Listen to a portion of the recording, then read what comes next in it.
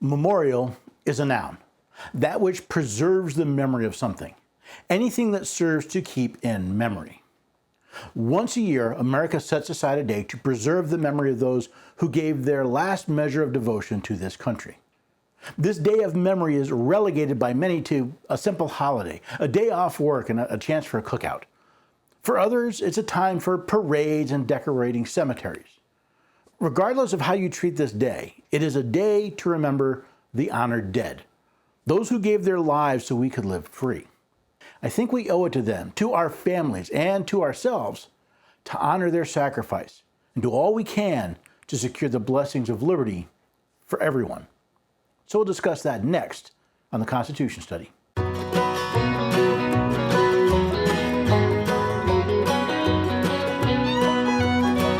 Neighbors and have a few good friends. Every day we're everyday Americans. Oh, every day we're everyday Americans.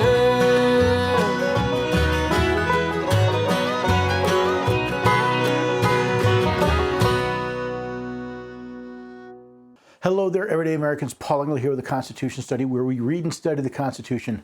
We teach the rising generation to be free.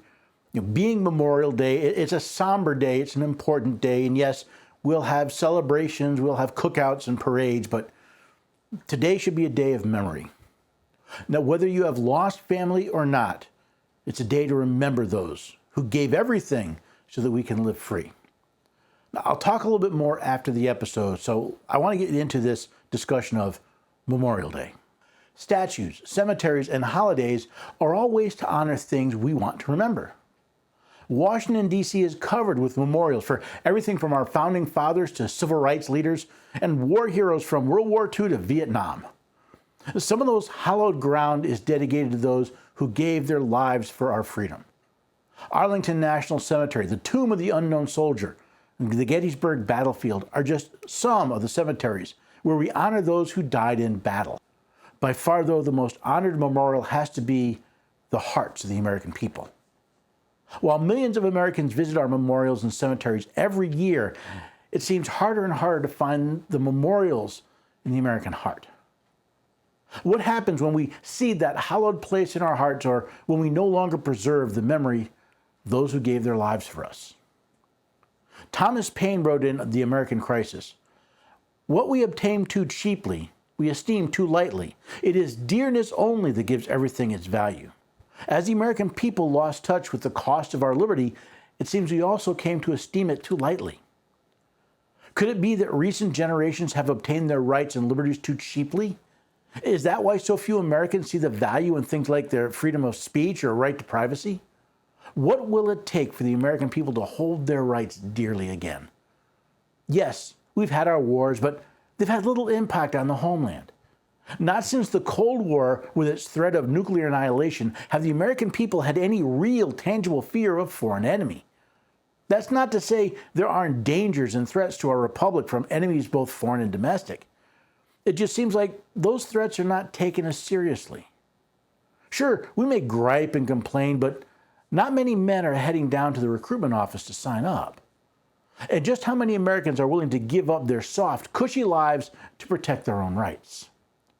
Since we have not fought for our rights, it seems we are more than willing to give them away for the false promise of prosperity. This time of year, I like to rewatch Band of Brothers or Saving Private Ryan.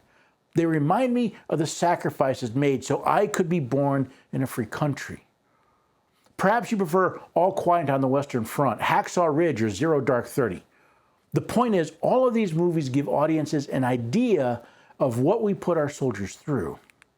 While these movies may seem graphic, so is war. While the deaths we see on the screen are fiction, we seem to have lost touch with the true cost of the real battles and the lives lost and destroyed. All to protect the Constitution from those enemies so that it could be used to protect our rights. To me, that sounds like a pretty weak memorial to those who gave their lives for our rights. After 9/11, it seemed people across the country were thanking everyone in a uniform or wearing a veteran's cap for their service. Men and women were buying coffee and meals for servicemen and women, wherever we found them. We did what we could to honor their service, but somehow that doesn't seem to be enough. After all, what did it cost us? A few dollars, a couple of minutes of our time, and maybe just a little bit of embarrassment?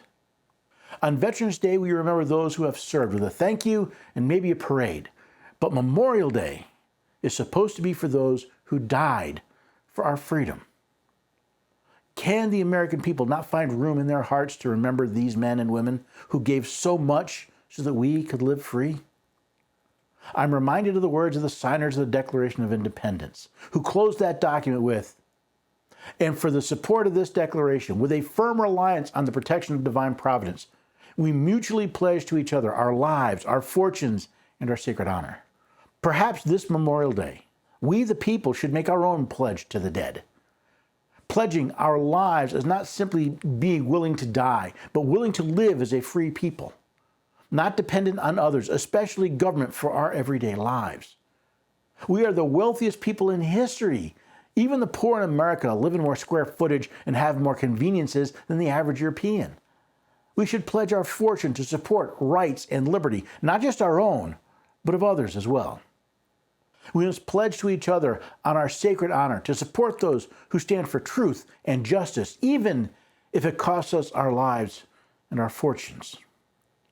If we wish to honor the dead this Memorial Day, I can think of no better way to do so than to pledge my life, my fortune, and my sacred honor to the cause of rights and liberty.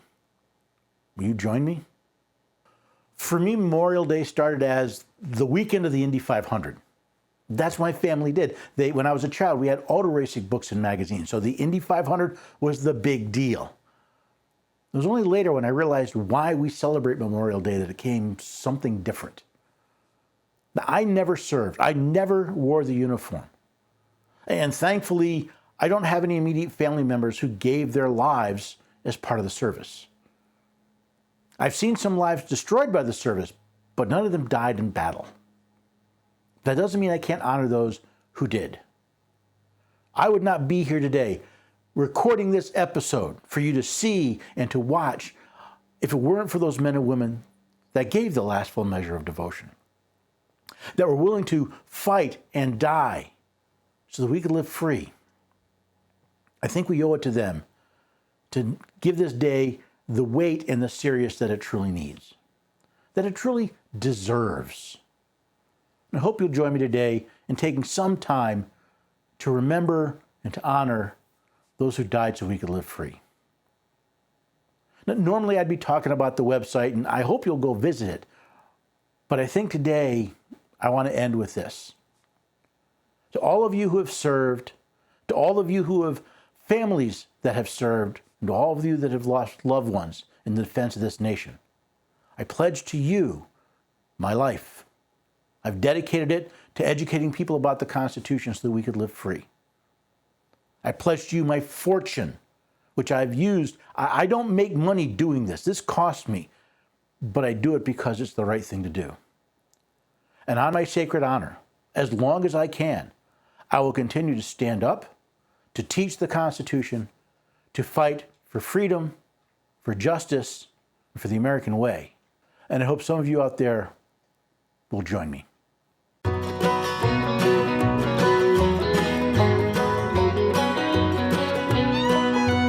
Love your neighbors and have a few good friends. Every day